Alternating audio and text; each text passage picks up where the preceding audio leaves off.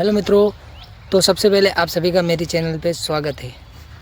तो સૌથી પહેલાં તમારા બધાનું મારી ચેનલ ઉપર સ્વાગત છે।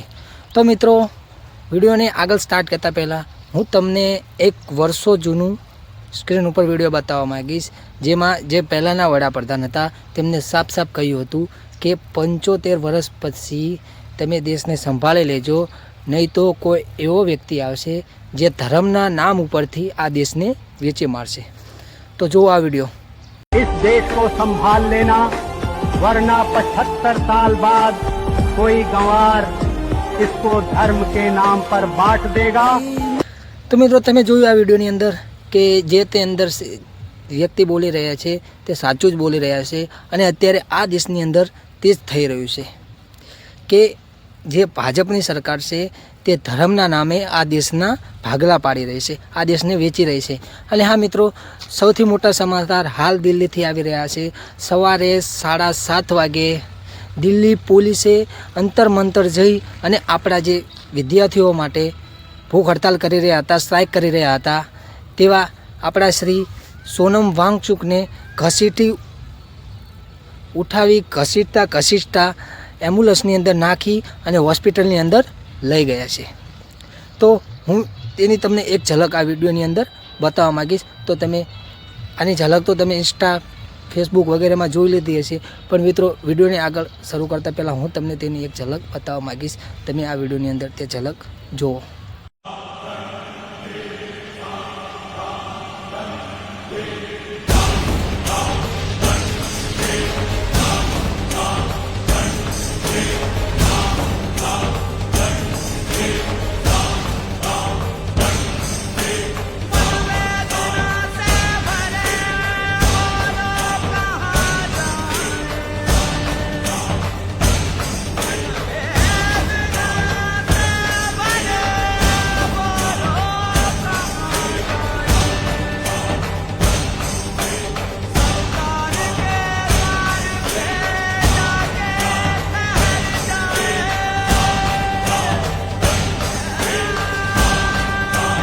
તો મિત્રો, તમે જોયું વિડીયોની અંદર, તમે જોઈ બી લીધું હશે, પણ મારી ફરજ છે મિત્રો કે વિડીયોને આગળ વધારતા પહેલાં જે બી ઘટના થઈ હોય તેનું 15 થી 20 સેકન્ડનો વિડીયો મારા વિડીયોની અંદર સ્ક્રીન ઉપર બતાવું। તો મિત્રો, હવે આગળ હું તમને એટલું જ કહેવા માગીશ કે હજુ બી તમે લોકો ચૂપ જ રહેશો। વિદ્યાર્થીઓના માતા પિતા, વિદ્યાર્થીઓના પેરેન્ટ્સ, વિદ્યાર્થીઓના મોમ ડેડ જે બી હોય, તમને હું એટલું જ કહેવા માગીશ। અને હા મિત્રો, એ પછી તો દિલ્હીમાં જ્યાં કને જ્યાં કને જંતર મંતરનું પૂરું હતું, સર્કલ હતું, જ્યાં આ ચાલી રહ્યું હતું, જ્યાં સ્ટ્રાઇક ચાલી રહી હતી, જ્યાં ભૂખ હડતાલ ચાલી રહી હતી, અને જેની સાથે આપણા કોકરોચ જનતા પાર્ટીના અધ્યક્ષ એવા અભિજીત દીપક પણ જોડાયેલા હતા। તેમની સાથે પણ બસ લૂંટી કરવામાં આવી છે। તે પબ્લિકની અંદર તેમની સ્પીક કરતા હતા, તેમનું ભાષણ આપતા હતા, ત્યારે કોઈક મહિલાએ આવી અને તેમની ઉપર સાય ફેંકી દીધી। તેની પણ તમે આ વિડીયોની અંદર એક ઝલક જોઈ લો, હું તમને બતાવવા જઈ રહ્યો છું। आम नहीं है दोस्त, तुम वो बदलने चले हो जिसके बदलने से। तो મિત્રો, જોયું તમે આ સ્ક્રીન ઉપર આપણા અભિજીત દીપક ઉપર કોઈ મહિલાએ સાય ફેંકી દીધી। તો હું તે મહિલાને સાફ સાફ કહેવા માગીશ કે અભિજીત દીપક ઉપર તમે સાય ફેંકીને શું સાબિત કરવા માગો છો કે તમે ભાજપના તળિયા સાટનારા વ્યક્તિ છો, કે તમે ભાજપના ગુલામ છો। તો તે મહિલાને એટલું જ કહેવા માગીશ કે અભિજીત દીપક પોતાના હક માટે નથી લડી રહ્યા, તે વિદ્યાર્થીઓના હક માટે લડી રહ્યા છે। અને જે સોનમ વાંગચુક જે બી કરી રહ્યા હતા, જે 20 દિવસથી ભૂખ હડતાલ કરી રહ્યા હતા, તે પોતાના હિત માટે, કે પોતાના રૂપિયાવાળો બનવા, કે પોતાને કરોડો રૂપિયા કમાવા માટે આ નતા કરી રહ્યા।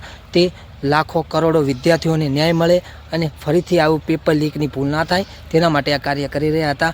અને હું એટલું જ કહેવા માગીશ કે આટલું થઈ ગયું, આપણા સોનમ વાંગચુકને ઘસીટતા પોલીસ આવી, નોર્મલ યુનિફોર્મ, નોર્મલ કપડાની અંદર પોલીસ આવે છે, તેમની ફરતે ચાદર વેટાળી અને તેમને એમ્બ્યુલન્સમાં નાખી ઘસીટતા હોસ્પિટલ લઈ જાય છે। તોય બી હજુ આપણી સરકાર કંઈ ફેસલો કરતી નથી। એનો મતલબ એમ કે આ ભાજપે કરાવ્યું છે, આ નરેન્દ્ર મોદીએ કરાવ્યું છે। તો હું એટલું જ કહેવા માગીશ। અને હા મિત્રો, આપણે માટે એક દુઃખના પણ સમાચાર છે કે આજથી અભિજીત દીપકે પણ ભૂખ હડતાલ ચાલુ કરી દીધી છે. તેમને પણ પાણી સિવાય અનાજનો દાણો લેવાનું બંધ કરી દીધો છે. અને હા મિત્રો, હું તમને જણાવી દઉં કે અભિજીત દીપક કંઈક એમને એવી બીમારી છે કે તેમને જમ્યા પછી તે દવા સાંજ સવાર લેવી જ પડે છે. તો મિત્રો તમે એકવાર વિચાર કરજો કે અભિજીત દીપકે ભૂખ હડતાલ શરૂ કરી છે. જો તે સાંજ સવાર તે દવા નહીં લે તો તેમની હાલત કેવી થશે, તેમની તબિયતમાં શું અસર થશે, તો તે તમે જરૂરથી કમેન્ટ કરજો. અને હા, હું છેલ્લી વાર એટલું જ કહેવા માગીશ કે જાગો માતા પિતાઓ, જાગો, જાગો સ્ટુડન્ટ, જાગો. હવે આ ભાજપનું રાજ આપણે નહીં ચાલવા દઈએ. હવે ન્યાય એ જ આપણો લક્ષ્ય છે, ન્યાય એ યુદ્ધ.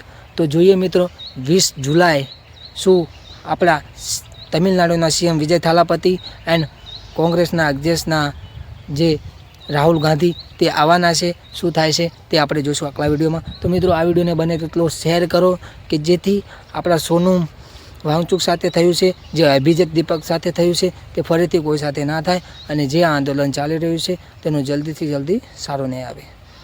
જય માતાજી.